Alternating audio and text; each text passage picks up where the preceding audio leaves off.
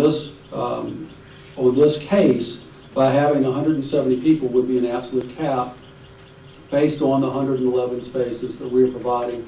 There could be no more than 170 people in the building at any one time. There is no other church in Sandy Springs that has either a cap other than fire code, which in this case would be over 1,000 people for this building. And there's no other church in Sandy Springs that has a parking ratio of the type that we're proposing, where we have one space for every 1.5 people in the building. You'll note that on page 9 of the staff's recommendation, they find that, quote, "It is the staff's opinion that the proposed request of 43,916 square feet would meet the level of parking necessary to support the proposed use at an occupancy of 170 persons. Therefore, staff concludes that there would be an adequate amount of parking for the proposed 43,916 square feet with the occupancy limited to 170 people." The Church of Scientology has agreed to conditions such as limitations on occupancy and such as requiring parking that's far beyond what the code requires, and providing that of their own volition in order to demonstrate that the church will not cause a problem for the city or its residents. We believe that the alternative conditions address any reasonable concerns regarding the Church of Scientology, and ask that you approve this request in accordance with the alternate conditions. I'd like to reserve the remaining time for rebuttal. This is a site plan that does show what the changes are, and there were changes in restriping, and there were changes by adding an additional 14 spaces to the site.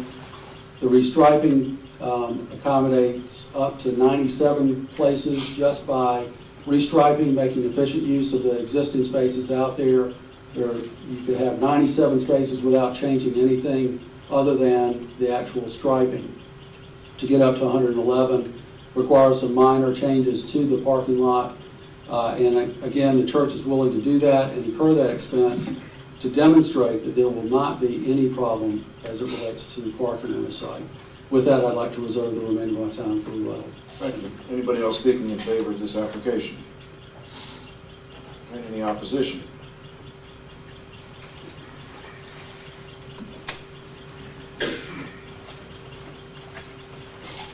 Mr. Chairman, the opposition would like to request an additional 10 minutes, please.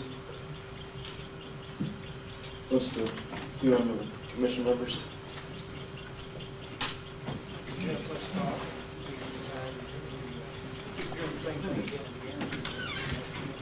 Microphone on. 10 minutes is the microphone. Yeah, I tend to agree with that. I mean, unless we hear some new information that we haven't heard before, I don't know why we need to go beyond 10. All right, let's try 10 minutes and see where we get to.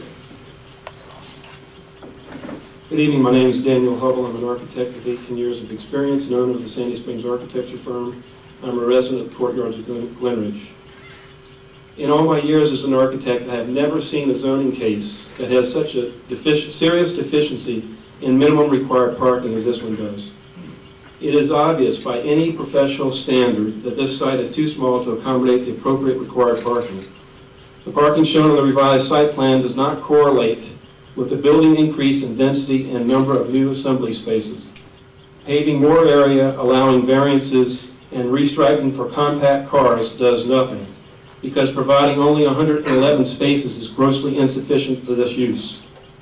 The density of this property is already excessive. Fulton County zoning records prove that this site is overdeveloped. On top of that, the property is already not in conformance with its existing density and zoning restrictions. This application proposes to increase the density even more.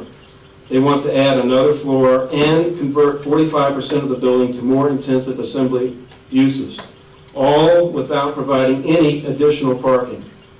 The applicant's program is simply too intense for the building, and the required minimum parking is impossible to provide. And the fact is, many of the other permitted uses under the O&I ordinance, including a library, assembly hall, community center, health club, school, and church, would be considered underparked for this property. These are uses that require much more parking because of their assembly occupancy. Increasing the density and intensity of use at this location would be notably disastrous. Another reason this application should be denied: the proposed additional development and closure of the basement violates the city's comprehensive land use plan because it exceeds the maximum allowed square foot per acre density. That's because the new total square footage of the building per the applicant's latest plans is 45,309 gross square feet, much more than the application states. Have you reviewed the applicant's zoning impact analysis for 4 floors? This is a slide of the program the applicant submitted. There are 24 assembly spaces, including 14 classrooms and seminar rooms, representing a large amount of gross building area. Per building code, classrooms and sanctuaries allow 6 times more occupants than offices. Where is the parking for this assembly use? Realistically, if the standard formulas of 3 per thousand for office use, 5 per thousand for classroom and assembly use, and 1 per 30 for sanctuary were applied to the building to calculate minimum required parking, as is standard zoning practice, this application for 4 floors will require a minimum of 205 parking spaces. But the applicant is now only proposing 111 spaces for 4 floors. To make matters worse, the latest site plan reveals a new parking ratio of only 2.46 spaces per 1,000 square feet, down from 3.46 spaces per 1,000 that staff previously promoted. This new ratio is ridiculously low and grossly insufficient, especially considering that the applicant is proposing to add space and increase the assembly area by 45%. Comparatively, office use requires a minimum of 3 spaces per 1,000. It's obvious the applicant is unable to provide the required parking for assembly spaces and cannot satisfy the parking intent for land use requirements of the zoning ordinance. Thank you. Thank you. My name is Jane Kelly. I live at 4590 Windsor Park Place and represent the High Point Civic Association with about 500 active homeowner members. We strongly oppose the expansion of the building and allowing insufficient parking. I'd like to discuss parking and precedent. Parking. The applicant purchased this 3-floor property, zoned to offices only, 4 years ago with eyes open. Now they want to increase the square footage by 33%, yet decrease the area available for parking. Enclosing the basement garage would remove 30 parking spaces, perhaps even more if they restripe. This is a self-imposed hardship.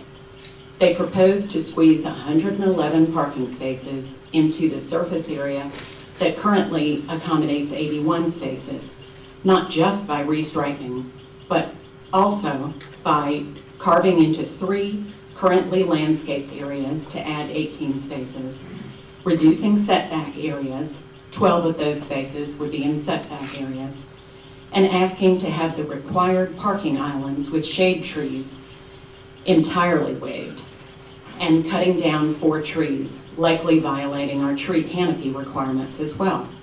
This is preferential treatment and negates environmental regulations put in place to protect our neighborhoods. And this requires 4 variances. Why have ordinances if we're not going to require them? Plus, the number of parking spaces will be further reduced when intersection improvements are made to correct the public safety hazard of a poorly configured intersection, possibly leaving only 100 spaces for a 45,000 square foot structure.